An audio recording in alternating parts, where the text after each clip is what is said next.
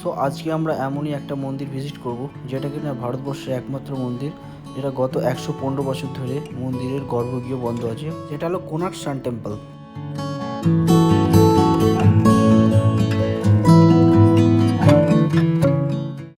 এখন check out করে নিয়েছি 8:17-তে, আর এই আর্টিকা গাড়ি। তো আজকের প্ল্যানটা আমাদের একটু আলাদা। আমরা এখান থেকে যাবো কোনারক মন্দির, একটু কোনারক মন্দিরটা দেখে দিই, সান টেম্পল যেটা বলে। আর তারপরে ওখান থেকে ডাইরেক্ট স্টেশনে ছেড়ে দেবে আমাদের, কারণ আমাদের ট্রেন আছে 1:50 বন্দে ভারত। আর এই যে আর্টিকা গাড়ি আছে, সুন্দর। যাই হোক, ভালোই হলো পুরী ট্রিপটা, কিন্তু প্রচণ্ড গরম। যারা যারা আসবে গরম দেখে শুনে আসবে, বিশাল গরম এখানে। এখান থেকে সান টেম্পল ভাড়া হচ্ছে 1800 টাকা।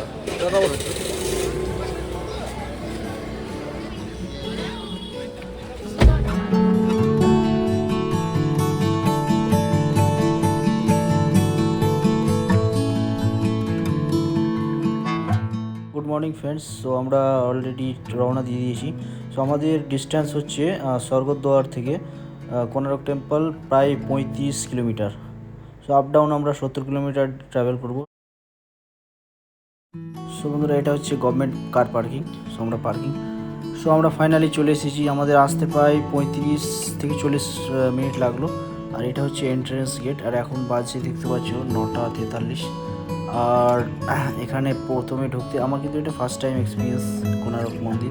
পুরী অনেকবার এসেছি, বাট কোনারক আমি পুরো ভিডিওতে তুলে ধরবো। আর এখানে বিশাল গরম, রোদের টেম্পারেচার দেখছো পুরীর বিচের থেকেও এখানে বিশাল গরম। আর এখানে দেখবে ছাতা রেন্টে পাওয়া যাচ্ছে 1.5 ঘন্টা প্রায় 50 টাকা। সো 1.5 ঘন্টার মধ্যে ঘোরা কমপ্লিট হয়ে যাবে। যা রোদ পড়েছে 1.5 ঘন্টা ঘোরাও ইম্পসিবল, যা রোদ। সো দেখতে পাচ্ছ এটা পুরো স্ট্রাকচার এখান থেকে। আর কী হারে গরম পড়েছে সেটা আমি এখানে এলে বুঝতে পারবে তোমরা। কোনারক মন্দিরে যা গরম, এসে গেছি কোনারক, এই যে সান টেম্পল। এখানে কিন্তু ছাতা ভাড়া পাওয়া যাচ্ছে 50 টাকা করে প্রায় 1.5 ঘন্টা। আর সেলফি স্টিকও পাওয়া যাচ্ছে, খুব সুন্দর। আর এই মন্দিরে আমি প্রথম এলাম, ফার্স্ট টাইম, এর আগে আসিনি কোনো দিন। পুরী এতবার এসেছি, এইদিকে আসিনি। তো এটা জাস্ট দেখার মতো। এখানে একটা এই মন্দিরের সম্বন্ধে অনেক হিস্ট্রি আছে। চলো আগে মন্দিরটা দেখিয়ে দিই, মন্দিরের ভিউ।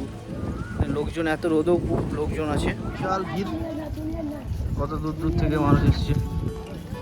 আর আমি মন্দিরটা একটু জুম করে দিই, যে ওখানে ওপরে একটা চুম্বক টাইপের ছিল, জাহাজ যেত, যে ব্রিটিশ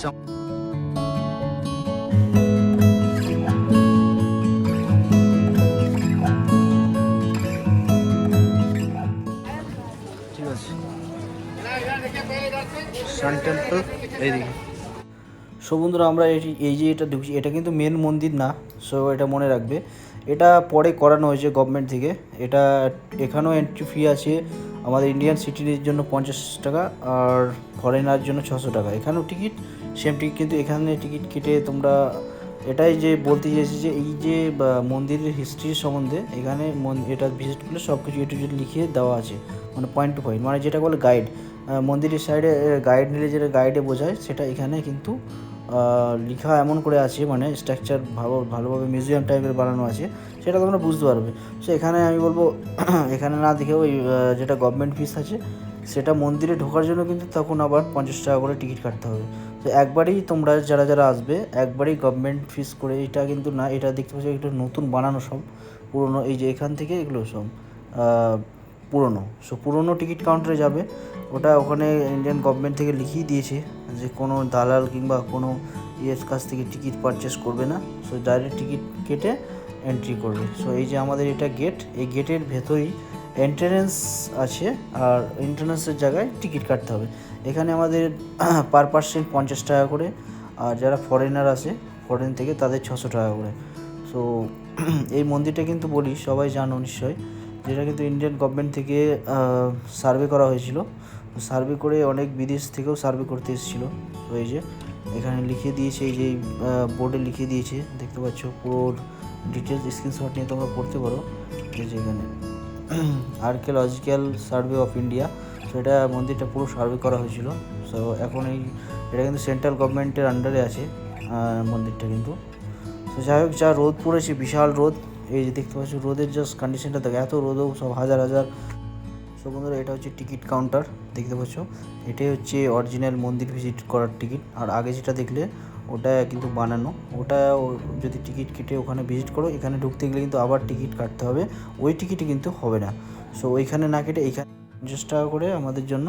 আর এইটা এখানে হচ্ছে এন্ট্রেন্স। সো আমরা ফাইনালি এন্ট্রেন্স হয়ে গেছি, দেখতে পাচ্ছ। সো মন্দিরের কন্ডিশন কি পুরনো, কি হারে, দ্য ওয়ার্ল্ড হাইটেস্ট, এটা হচ্ছে মেন গেট। দেখতে পাচ্ছ কত পুরনো মন্দির, কিন্তু মন্দিরের ভেতরে আমরা যেতে পারবো না। যেটা আমি বললাম যে 115 বছর ধরে ওই মন্দির কিন্তু গেট বন্ধ হয়ে আছে। গর্ভগৃহে কী আছে সেটা কেউ জানে না আজ পর্যন্ত। তো যাই হোক, এটা অনেক ইতিহাস আছে যে মন্দিরের ওপরে নাকি একটা বড় চম্মক ছিল। ওই চম্মকটার কারণে অনেক পাশ দিয়ে, সমুদ্র দিয়ে ব্রিটিশ আমলেদের জাহাজ যেতে প্রবলেম হতো, তার জন্য ওই চম্মকটাকে ওখান থেকে সরিয়ে নেওয়া হয়। সো বন্ধুরা, এই মন্দিরটা কিন্তু রথ আকারে মন্দির। আর এটা কিন্তু 7টা ঘোড়া দিয়ে যেমন রথ টানে ওই রকম ছিল। তো 7টা ঘোড়ার মধ্যে এখনও দুটো থেকে 3টে ঘোড়া এরকম আছে, বাকি সব ডিস্ট্রয় হয়ে গেছে। আর এই মন্দিরের চূড়াতে 52 টনের চুম্বক লাগানো ছিল, যেটা কিনা ব্রিটিশ আমলে ডিস্ট্রয় করে দিয়েছিল। সো মন্দিরের আর্কিটেকচার এমনই ছিল আজ থেকে 1000 বছর পুরনো আগে। সো এখনকার বড় বড় ইঞ্জিনিয়াররা বলবে। সো এই মন্দির 1250 সালে রাজা নরসিংহ প্রতিষ্ঠা করে এখানে। সো দেখতে পাচ্ছ সেই মন্দির এখনও কতটা ভালোভাবে আছে, দাঁড়িয়ে আছে। প্রায় ডিস্ট্রয় হতে চলেছে, কিন্তু এখনও অনেক প্রজন্ম এই মন্দির ভিজিট করতে পারবে ভাবছো। তো দেখতে পাচ্ছ চারি সাইডে এইরকম হাতের কাজ মন্দিরে সব কিছু করা আছে। আর এটা কিন্তু সেকেন্ড পার্ট। ফার্স্ট পার্ট হচ্ছে মন্দির হয়েছে, এরপরে আছে। কিন্তু মন্দির এখান থেকেই ক্লোজ, ওপরে কিন্তু উঠতে দেওয়া হয় না কাউকে। সো আমি তোমাদের দেখাচ্ছি, দেখেছো কত এত রোদে গরমে কত ভিজিটার এসছে, মানে সবাই ফটো তুলছে, সেলফি তুলছে। আর এখানে ক্যামেরাম্যান অনেক হাজার হাজার ক্যামেরাম্যান পাবে। আর কিন্তু ক্যামেরাম্যান সবাই এখন স্মার্টফোন আছে, সেহেতু টেকনোলজি চেঞ্জ হয়ে এসছে, ওই জন্য ক্যামেরাম্যানগুলো অনেকটা প্রবলেমে পড়ে গেছে। এই যে এটা হচ্ছে মেন গেট, এখান থেকে কিন্তু বন্ধ। আর এই যে সব ছবি তুলছে সিঁড়ির উপর থেকে, এর উপরে কিন্তু যেতে দিচ্ছে না কাউকে, ওটাই হচ্ছে লাস্ট। ওখানে একটা গার্ড আছে।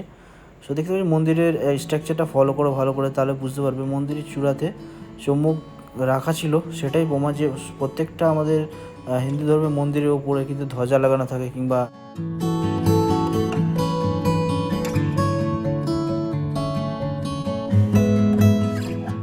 সাইডে ওই দিকে যাবো একটু, আর বেশি ঘুরবো না। এটাই এতটাই দেখাতে পারলাম তোমাদের, কারণ বিশাল বিভৎস রোদ, এখানে বেশিক্ষণ ঘোরা সম্ভব না। এখানে কিন্তু অনেক বড় জায়গা ঘোরার আছে এখনও। সো যাই হোক, তোমরা জানাও কমেন্ট করে যে কারা কারা এসছো এখানে আর কারা কারা আসোনি, আর এর ইতিহাস কে কে জানো অবশ্যই কমেন্ট করে জানাবে। আর আমার তো খুব ভালো লাগলো। আর আমার চ্যানেলটা ভালো লাগলে লাইক, শেয়ার, কমেন্ট করবে, আর ভিডিওগুলো শেয়ার করবে অবশ্যই। সো দেখা হবে নেক্সট ভিডিও, দেখা হবে, বাই বাই।